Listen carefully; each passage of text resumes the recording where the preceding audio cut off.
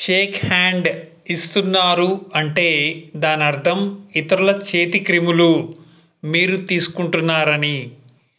అవతలి వారి శుభ్రత అంతంత మాత్రమే అయితే ఆ మురికి మీకు కూడా చేరిందని అర్థం. షేక్ హ్యాండ్ తీసుకోవడం ఇకనైనా మానండి. హృదయపూర్వక నమస్కారం ఎంతో ఉత్తమం మరియు ఆరోగ్యకరం.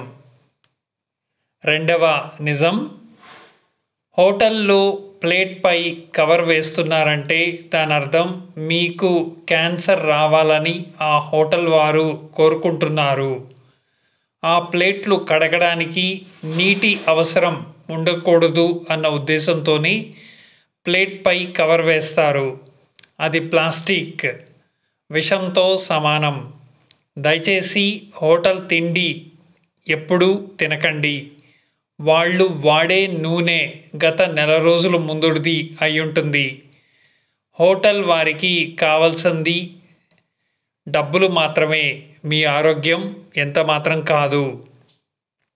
మూడవ నిజం, 24 గంటల సమయం ఇచ్చిన భగవంతుడికి 24 నిమిషాలు చిన్న పూజతో కూడా సమయం కేటాయించలేకపోవడం సిగ్గుచేటు. నాలుగవ నిజం, మీరు ఎంతకాలం ప్రైవేటు సంస్థలో పనిచేసినా మీ విలువ వారికి అవసరం ఉన్నంత వరకే. ఒక్కసారి మీ అవసరం తీరిపోతే మీకు ఇచ్చే మర్యాద కూడా పూర్తిగా మారుతుంది. ఒకరి కింద పనిచేయడం ఎప్పుడూ కూడా బానిసత్వమే.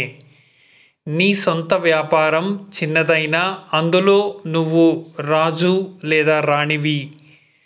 బానిసత్వానికి అలవాటు పడితే నీలో ఉన్న గొప్ప టాలెంట్ నీకు నువ్వుగా పోగొట్టుకోవడమే అవుతుంది. దయచేసి ఒకరి కింద పనిచేయడం అన్నది మానుకోండి. తక్కువ జీతాలకు సిద్ధం కాకండి. అవతలి వారు మీ శ్రమని దోచుకుంటున్నారు. వారు లాభాలు సంపాదించడం కోసం మిమ్మల్ని ఎరగా వేస్తున్నారని అర్థం చేసుకోండి.